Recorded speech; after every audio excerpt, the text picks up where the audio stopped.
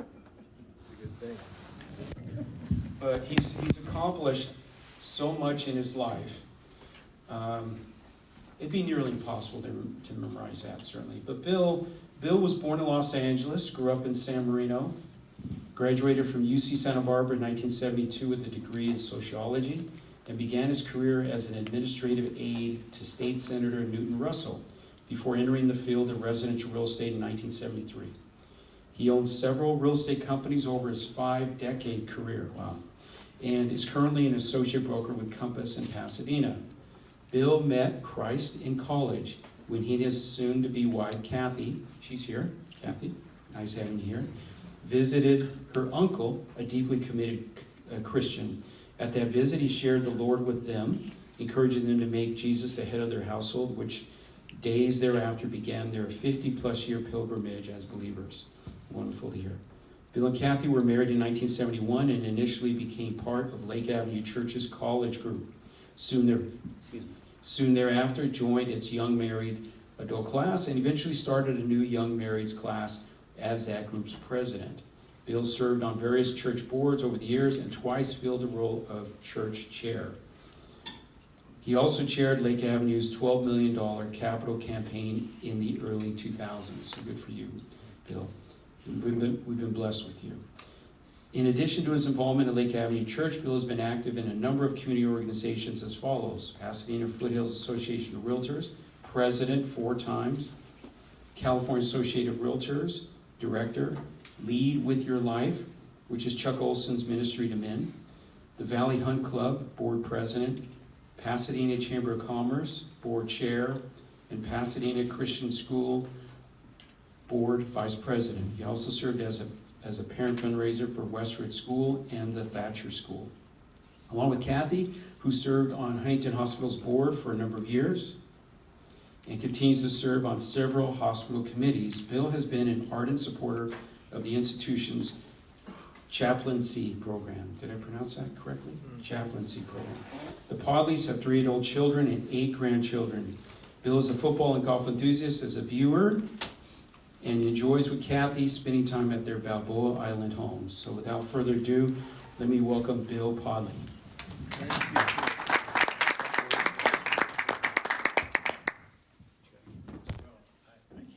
can't imagine who wrote that bio. Yeah. Golly gee, now I don't have anything to share because you shared my whole life there.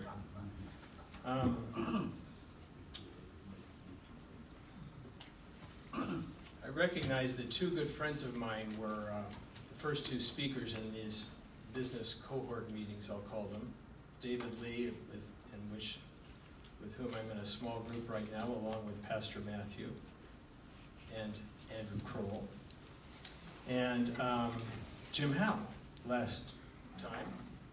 I've known Jim for years. We've been in a small group together, and they each have business life stories that I hope have encouraged you if you were here to hear them. Both great men of God.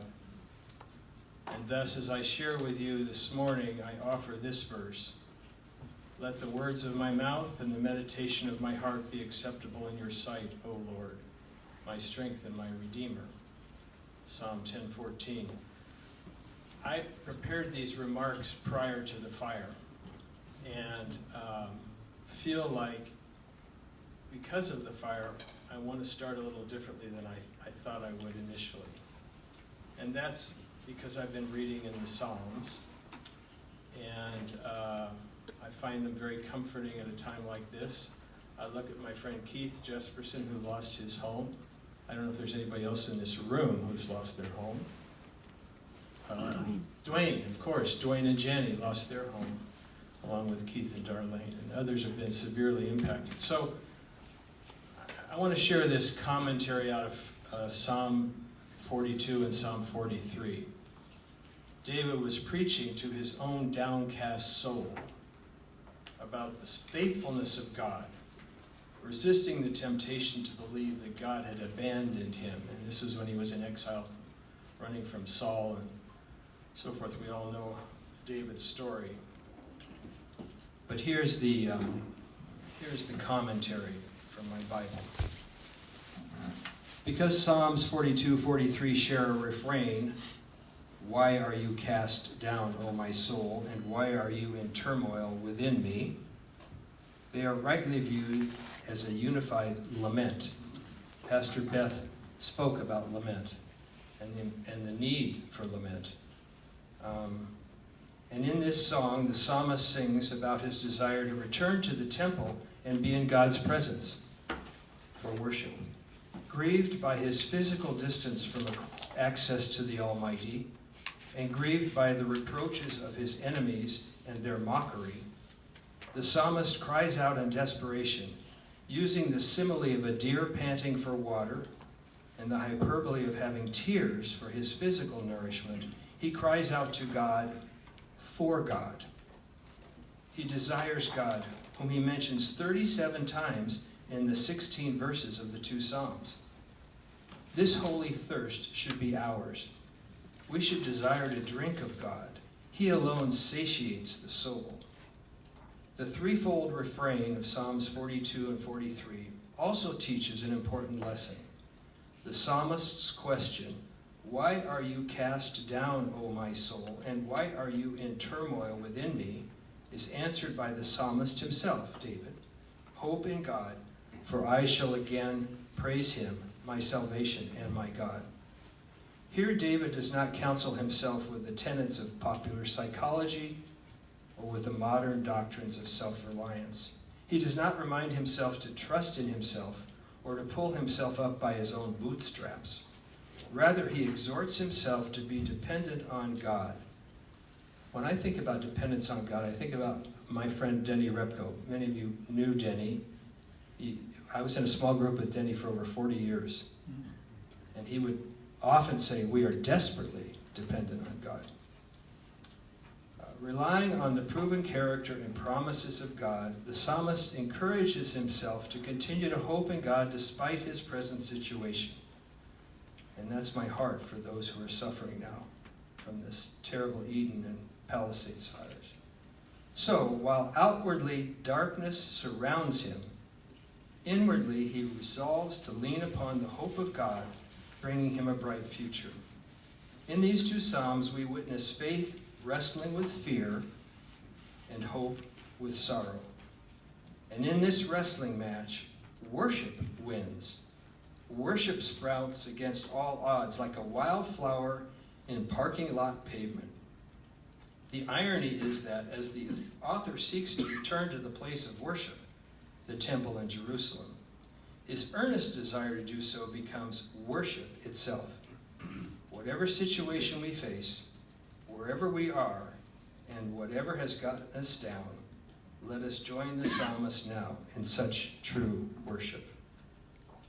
I hope that's of some encouragement, particularly to those of you who are most suffering. These are the themes I'm wanting to share with you this morning. A few words about my early years growing up, how I met Christ, which you've already heard, how I started my career and why I selected real estate, what I've gleaned from church and community organizations about leadership, and importantly, what lessons I have learned that might be helpful for you here this morning. I'm a product of parents who drank a lot when I was a child. And I became a people pleaser as a result. For any therapists in the room, I suspect you understand that connection. Wanting to please when your parents were as mine were. So my life was focused on friends and sports and drama and doing my best to serve others. I met Kathy in college. We were engaged at age 20, and during our engagement period, you've heard the story. We visited her uncle, the state legislator, and he and his family encouraged us to make Christ the head of our home, which we did shortly thereafter in April of 1971, 5 months before we were married.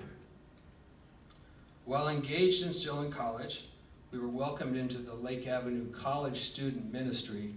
At that time, we were living in Santa Barbara. So Westmont UCSB had this great team from Lake. In those days, the college ministry here was, 300 strong. It was huge. Chuck Miller was the pastor. It's going way back. A lot of you weren't even alive then, I know. And then after our marriage, we moved back up to Palo Alto so Kathy could finish college at Stanford, and we attended Peninsula Bible Church. We're in a small group there as well. And then we were welcomed into Lake Avenue's Young Marrieds class, the Galileans, some of those Galileans are right here in this room right now. And then, as Chris mentioned, helped start the Bereans Young Marrieds adult class thereafter. Thank you. Thank you, Bob. We've been involved in multiple couples and men's and women's Bible study groups over the years, and the bulk of our close friendships all began 50 plus years ago. 50 years ago. From those, it's remarkable as I look around the room and I think about the friends that we have in this room, or offspring of friends, or in-laws of friends, like Tyler. This church has had a huge, profound impact on us. While I started my post-career college in politics, I soon chose real estate sales because I felt it would push me to trust God more. That's really what Kathy and I talked about, because you go into commission sales and it's obviously a commission with a profession without any guarantees. But in the lean times as well as the good times, it was clear to me that all the business that did come to me was because of His doing and His faithfulness. So over my 51 years in residential real estate, we've started, Kathy and I were in this together. And daughter Kristen's here, grandson Caden's here. Caden didn't have anything to do with this, but we started 2 companies. We merged with 2 companies. We acquired 6 companies, and we sold 2 companies. The most important aspects to me of running companies have been treating every fellow associate and employee with utmost respect and being absolutely committed to operating with integrity, no matter the personal or financial cost. I have many stories of writing checks for mistakes my associates made because it was the right thing to do. And if I could impart one piece of counsel to anyone in business, it's to do the right thing. Always do the right thing. I've tried to exercise Christ-centered leadership because He requires nothing less from us. If I could hope for one character quality to be said of me, it was that I was a person of integrity. For I know it takes a lifetime to build a reputation, but an instant to destroy it. Here are a few stories of things I've learned in my career. In the 1980s, one of my associates' husbands had a terrible accident and was paralyzed. I shared this story with a very wise friend, a man named Dr. Ralph Byron. Some of you may remember Ralph. He was chief of surgery at City of Hope, very involved at Lake Avenue, taught the King's Couples class, as it was called then, and a strong believer with a tremendous testimony. Kathy and I sat down with Doc Byron one day, and I asked him, why would God allow this terrible accident to occur? And I think this is applicable to where we are today for those who are suffering so. He said, in life we see the back of a tapestry with all of its strings going every which way. And it makes no sense from the back. When you view the tapestry from the front, you realize how beautiful it is, and that the end result is a masterpiece. This is how God wants us to view things we can't understand. We only see the colorful string all askew from the back, but in time we will see, as with a tapestry from the front, that He makes all things beautiful in His time. Something else I learned from Doc Byron that my kids and grands have heard over and over ad nauseum from me. You know what I'm going to say, don't you, Caden and Kristen? Before speaking, ask yourself, is it true? Is it kind? Does it need to be said? Is it true? Is it kind? Does it need to be said? If what you have to say doesn't meet these three criteria, then it should not be spoken. Here are some additional takeaways from influential people in my life. In high school, I had two very impactful coaches, my cross-country coach and my drama coach. As it happened, they were both former Marines. And as you might imagine, they taught me a great deal about discipline. In fact, here's something I've carried in my wallet for the last 55 years. You ask, well, what is this? In drama and theater, my drama teacher, Paul Klopper, said, you are going to show up on stage unless you're dying. And there was a phone, a payphone back then, backstage. And if you were so sick or in such bad condition that you couldn't show up, you had to call the backstage phone. So this is the backstage phone number, and it says, may it never be needed. I encourage us all to think about people in our lives who still have impact today, even though, as in my case, they've long since passed away. This leads me to the topic of mentors, of which I've had a number over the years. Mentors have helped me better understand myself, my frailties, my failures, as well as encouraged me when I've been on the right track. We all need people who believe in us as mentors and who are generally people in our lives who truly care about us and our success in life. For men, I'm a strong believer in the Rock Solid program that Chris mentioned, Osbed and I, and anybody else on our first Lewis and Clark group here? Rich Chinnan. We're in Chuck's first, it wasn't called Rock Solid back then, but it was called Lewis and Clark. We met in Chuck's office. He was executive pastor here at the time. Gosh, that was around 2010, I think, yes. And he started an organization called Lead With Your Life, and its focus has been to develop men who are rock solid on the inside and dangerous for the kingdom on the outside. Pastor Matthew encouraged a group to be formed last year, and Bill Fairbanks did as well. Andrew and I were in that group, along with Pastor Matthew, and I don't know if anybody else. I'm in there. Good. Chris is in one now. For guys, should you be interested in that, feel free to speak to Andrew or Pastor or Chris or me about it. It's an amazing 8 to 9 month program that really, really allows men to not just get to know each other, but to grow in their walk with the Lord and become better, hopefully, servants and more dangerous for the Lord in the world. Here's some things I've learned due to my tenure in church leadership here at Lake.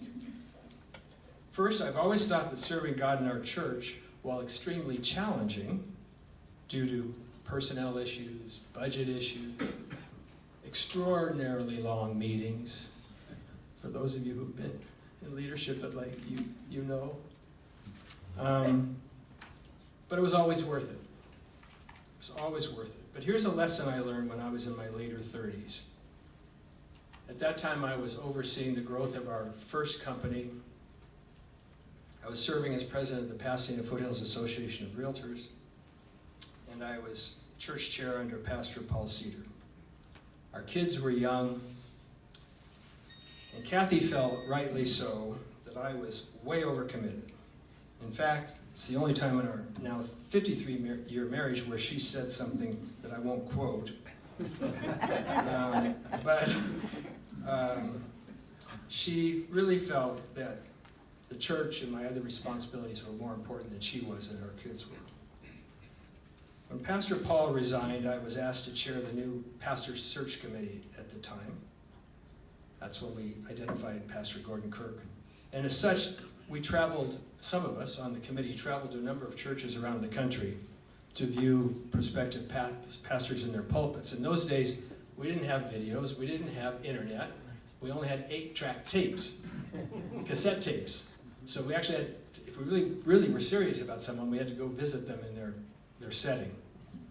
And another great mentor, fellow search committee member Steve Lazarian, Tyler's grandfather, and I were traveling in Washington State to meet with a prospective pastoral candidate. I'll never forget it because we were driving in the snow and I was scared to death, but Steve was roaring along as if it was clear sunshine. Steve was a very godly man who had a deep love for the Lord and for people in need. And among other accomplishments, oversaw the construction of our current worship center, and with his wife Iris found the door of hope. As we drove from Seattle to that church, I said, Steve, you know, here I am in my late 30s doing all these things which I love, including building our growing company. But this is the time when our kids probably need the most from me. Yet I'm so involved in work and service that they continually get the leftovers. And Kristen will remember, as will Kathy, we would take a couple-week vacation every year on Balboa Island. And in those days, we didn't have cell phones, but we had car phones. If you remember, if you're old enough, they sat in the console next to you. And I spent more hours in the garage on the car phone than they would like to remember, because I could not pull myself away from work. Steve agreed that this is a true dilemma. This tension between growing your career, serving as you want to serve, yet your family's needs are greatest often in our 30s and 40s if we're fortunate enough to be married and have children. It's one of the things I'm going to ask the Lord when I get to heaven. Why are we prone to serve so fully and feel so responsible to build our businesses in the prime of our lives when our families need us the most? Here's another takeaway from the search committee experience.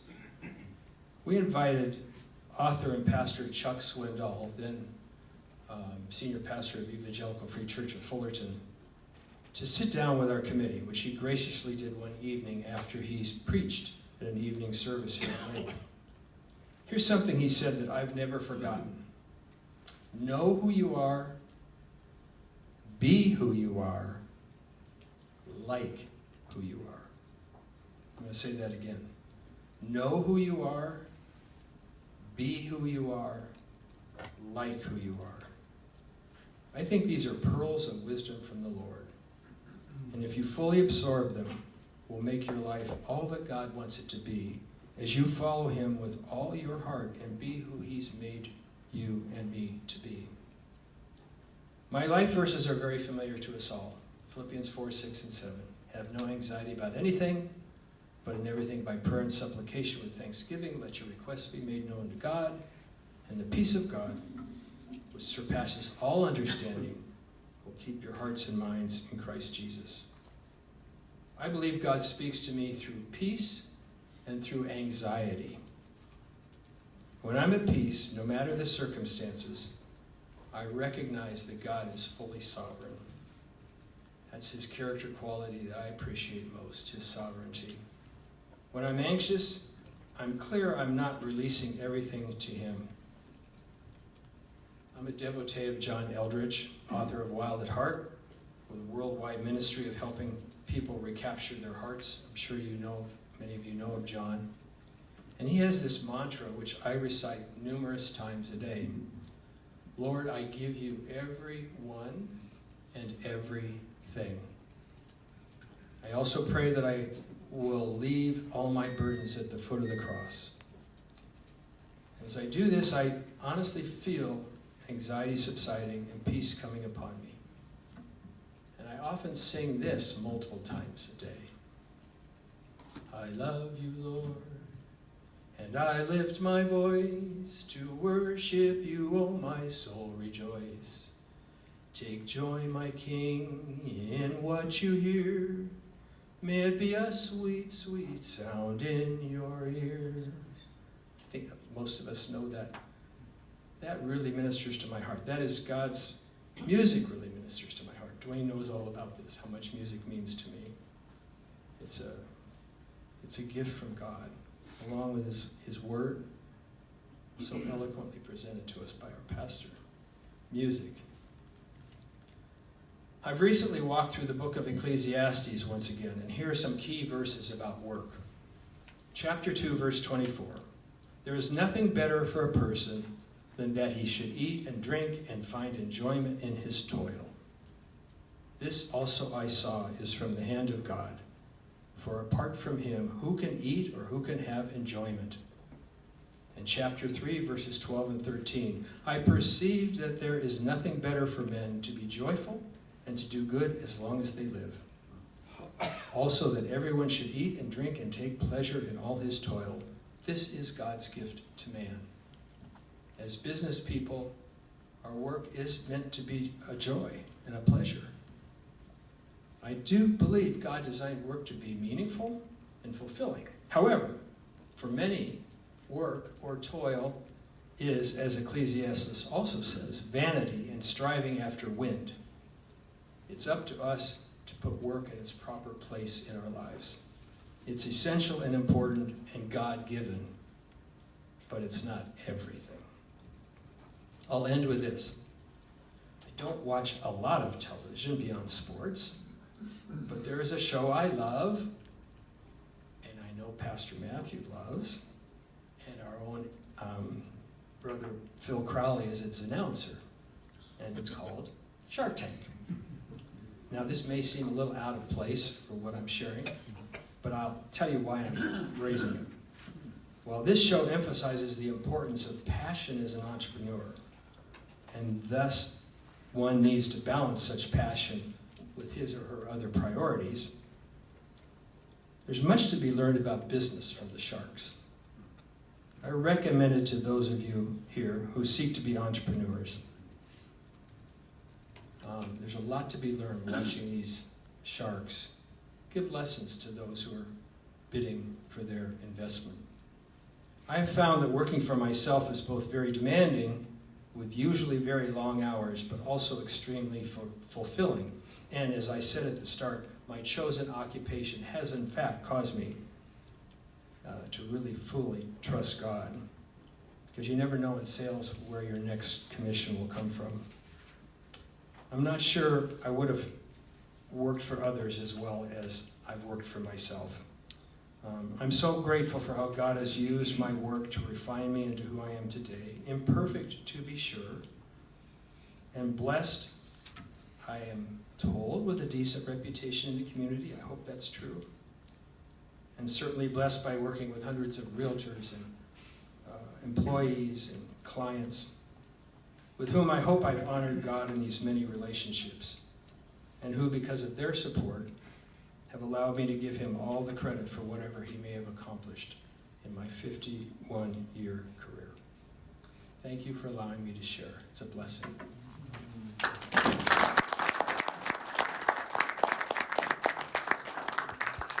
Well, perhaps stay up a minute. Maybe we can take a little Q&A for those of you that may have questions for Bill. No questions. Don't be shy. No questions.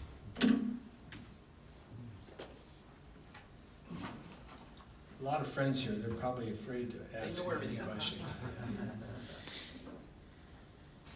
Maybe I'll, go ahead, please.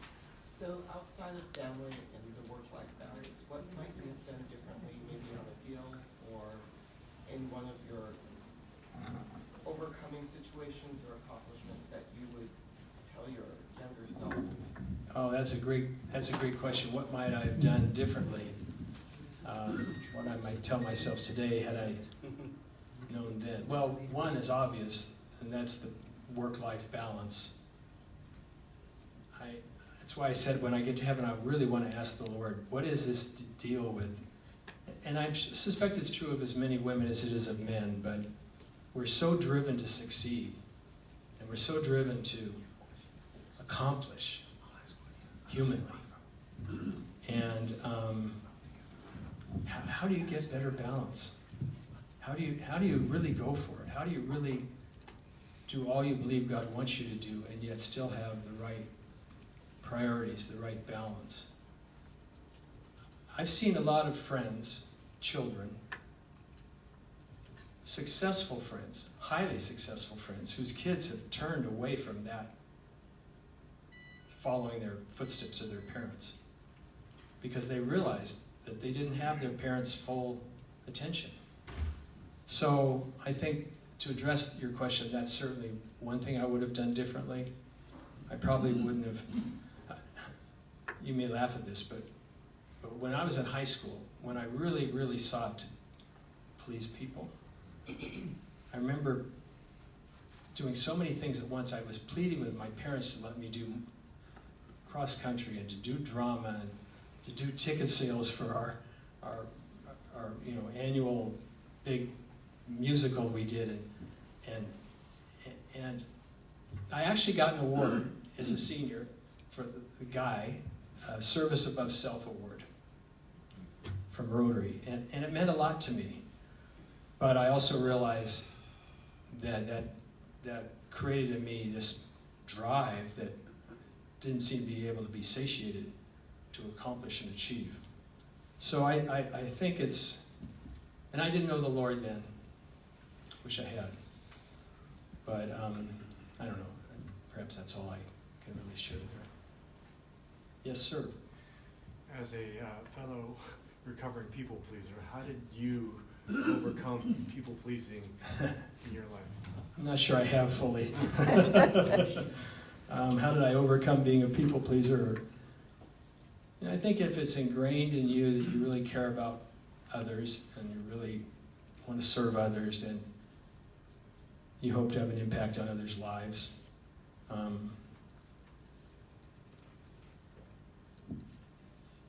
It's just understanding God's priorities.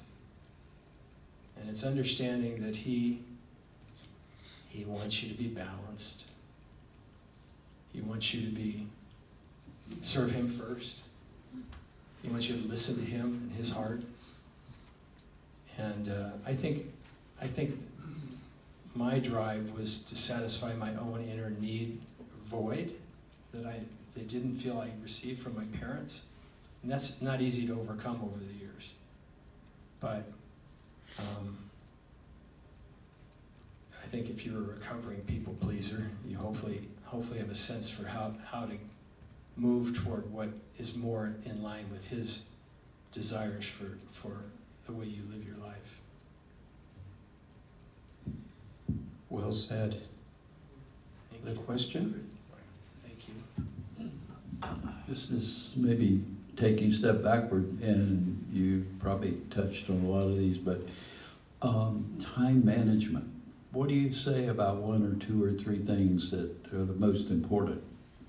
Thank you. Well, I think discipline is what first comes to mind. Self-discipline.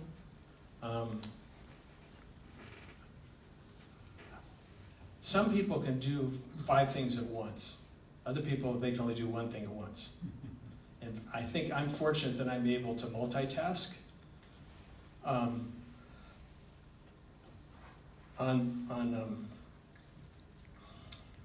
Strength Finders, you all know what Strength Finders is? You take the test and what are your 5 key... Well, right at the top for me is responsibility. And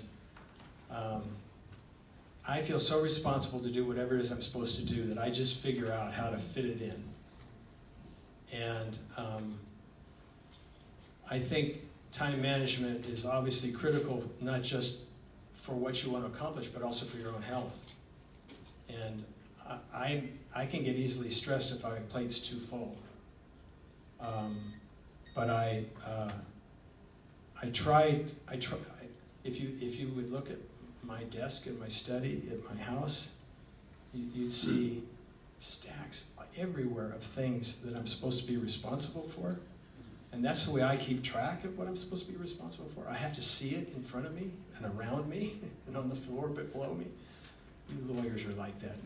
I've been in many lawyers' offices, and you guys have these big stacks of client case files. I guess it's just a matter of discipline is what comes to mind first. I don't know if that helps, but and a sense of responsibility. If you've committed to do something, you need to fulfill that commitment and figure out how, what do you give up in order to fulfill the commitment that you made?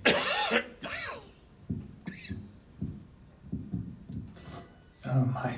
So you mentioned relying on God during tough times. I'm curious to know what was your framework of decision making during uncertainty, and how was that in practice? I'm sorry, say that again? You mentioned relying on God during the tough times, and I'm curious to know what was your framework of decision making in times of uncertainty? Prayer. But when I mentioned anxiety and peace are the two, and I'm not good at this. I wish I were better, but I really believe in the concept of solitude. And I think for those of us who practice solitude, where we actually take time away, whether it's I'm not just talking about our devotional time each day, but I'm talking about a half day or a full day, where you really, and you get away from all the noise that you're used to, and you really listen to the Lord. And you listen. You don't just talk to Him, you listen to Him. I think that's where I find, and I'm not sure I'm answering your question, but I think that's really where I find answers to overcome the anxiety. And it is truly a releasing to the cross of Christ, releasing our burdens. His yoke is easy, His burden is light. It's hard for me to comprehend that, but I know that to be true. Don't know if I answered your question, but thank you for the question. Great answer when it starts with prayer. Yeah. Right? Okay. Any last? Thank you. I guess we'll take one more. Bill had his hand up earlier anyway. Bill, I'm wondering, you mentioned some times of crisis when you were, say, in church leadership, some tough times. Yes. When you were there, are there some things that you learned coming out of that that you could share with us that guided you? Oh, thank you, Bill. What did I learn in times of church leadership crisis? Wow. There were a lot. Mostly personnel related. I won't use names, but there was a time when, how can I share this without using names? There was a time years ago when a couple of our pastors did not agree with each other. And I found myself being the intermediary, trying to bring resolution. And it was really painful. It resulted in one of those pastors leaving, resigning, and a lot of my friends were really angry with me. It was when I was church chair, first time. And I felt it was what God had called me to do. It's no secret that when I was church chair with Gordon Kirk as pastor, and he resigned, it was really hard. And for those guys who've been in rock solid with me, that's one of my what we call stone stories. My main stone story of how painful that was, because we were so close. We were such good friends. And I became his Judas. And to this day, we've not been able to reconnect. But I really felt God called me to that action of leading what we called ministry council then. And Gordon asked us for a vote of support. We went around the circle and it was split. And he chose to move on. And that was so hard. I remember standing in front of the congregation in the worship center, 800 of us there. Those of you who were there will remember it. And people just peppering us with questions. And you can't really address personnel issues you just can't. I'm grateful that in the end, I think people trusted me and our leadership. But church leadership can be very difficult. Keith was a church chair. I don't know if there's obviously Richard's church chair. But you know, I'll never forget Jerry Johnson, our executive pastor, Pastor Jerry Johnson at the time, said, he stood up in front of us in a group at a very angry meeting, and he said, I feel like I'm bleeding blood. I have holes all, because people took such shots at him. In the church, we shoot our wounded. What's the expression? You shoot, you know what I'm saying? We wound ourselves. And yet it's Christ's body, and he's broken himself for us, and it's probably no surprise that we have conflicts. But I think ultimately, Bill, at the end of the day, you just have to try to be true to yourself. You have to know who you are, be who you are, like who you are, and be who you are. And if I was wrong, I would stand corrected. Anytime I have been wrong, I want to stand corrected. But that's the one challenge I think that any senior pastor, any church chair understands, is that there are times where you just have to say, Lord, I only want to do what you're calling me to do. And you have to be true to that. Know who you are, like who you are, be who you are. I look at a leader like Andrew Kroll, from whom I've learned a lot about leadership. He's another person that can answer that question. But thank you for it, Bill. Thank you, Bill, very, very much. Let's give him a round of applause. Yeah, that wonderful advice, great reminders, certainly for all of us. I just took a quick list, my top 10. God first in everything we do. Know and be and like yourself. Just that's wonderful advice. A lot of that kind of advice is ingrained into Rock Solid, I believe. That has been wonderful. The importance of mentors, fellowship like this where we're learning from each other. Shark Tank, those are in effect business mentors. And doing the right thing and doing the true thing. What is the truth? Stay Christ-centered.